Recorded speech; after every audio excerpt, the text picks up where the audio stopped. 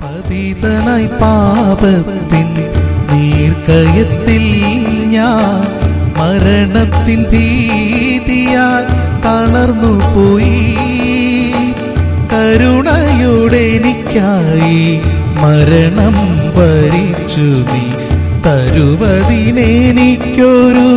ശാശ്വത ജീവൻ. കുരിശിലെന്നൊരു നാൾ കൈകൾ വിരിച്ച് വരികയെന്നരികെ നീ വിളിച്ചു.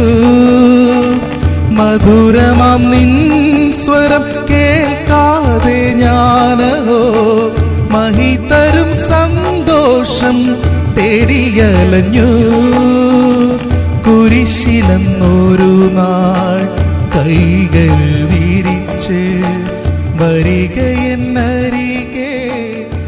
ക്രിസ്തുയേശുവിന്റെ നിസ്തുല്യ നാമത്തിൽ ശുഭസന്ദേശത്തിലേക്ക് സ്വാഗതം. വിശുദ്ധ വേദപുസ്തകത്തിൽ യോഹന്നാൻ എഴുതിയ സുവിശേഷം 3-ാം അധ്യായം 27-ാം വാക്യത്തിൽ നമ്മൾ ഇപ്രകാരം വായിക്കുന്നു: അതിന് യോഹന്നാൻ, സ്വർഗത്തിൽ നിന്ന് കൊടുത്തിട്ടല്ലാതെ മനുഷ്യന് ഒന്നും ലഭിപ്പാൻ കഴിയുകയില്ല. യോഹന്നാൻ പറഞ്ഞതിന്റെ അർത്ഥം, ദൈവം മനുഷ്യന് എന്തെങ്കിലും നൽകിയില്ലെങ്കിൽ അവന് ഒന്നും നേടാനാവില്ല എന്നാണ്. അമ്മയുടെ ഉദരത്തിലാണ് ദൈവം നമ്മെ സൃഷ്ടിച്ചിരിക്കുന്നത്. ജീവിതത്തിൽ ആരോഗ്യം നൽകി, ജീവൻ നൽകി, അങ്ങനെ നമ്മുടേതെന്ന് നാം കരുതുന്ന ഓരോ വസ്തുക്കളും തന്നത് ദൈവമാണ്. എന്നാൽ മനുഷ്യൻ തന്റെ പാപനിമിത്തം ദൈവത്തിന്റെ ഈ അനുഗ്രഹങ്ങൾ ലഭിച്ചതിന് ശേഷവും ദൈവത്തിന്റെ ശത്രുവായി. മനുഷ്യൻ ഹൃദയത്തിൽ വിചാരിക്കുന്നതെല്ലാം പാപമാണ്. അവൻ പ്രവർത്തിക്കുന്നത് തിന്മയാണ്. അവൻ ദൈവത്തിന്റെ നീതിയുടെ നേരായ പാതകളെ വളച്ചൊടിക്കുന്നു. മനുഷ്യന് ദൈവം നിശ്ചയിച്ച ശിക്ഷ നിത്യമായ നരകമാണ്. ഈ ശിക്ഷയിൽ നിന്ന് നമ്മെ വീണ്ടെടുക്കാൻ മനുഷ്യന് ദൈവത്തിന്റെ പദ്ധതിയിലും പ്രവൃത്തിയിലും ആശ്രയിക്കണം. കർത്താവായ യേശുക്രിസ്തുവിൽ